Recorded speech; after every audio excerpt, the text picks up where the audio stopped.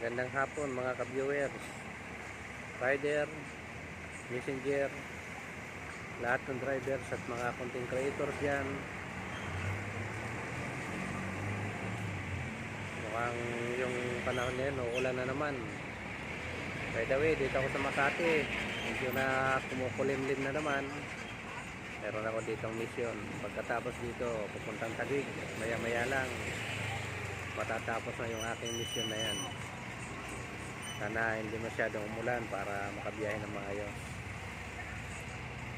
Mega shoutout pala daw sa aking followers. Nag-request si Guillermo Ramasasa. Guillermo Ramasasa, mega shoutout sa iyo. At sana nasa maayos kang kalagayan ngayon. Si Guillermo Ramasasa, code name Gimo, siya ay team leader ng merchandiser sa Walter Mart at saka sa SM Santa Misa, Quezon City. Gimo, mega shoutout sa iyo ha. Sana maayos ang kalagayan mo. Kay mega shoutout din kay Emily Robel Saulo sa Barangay Kupang,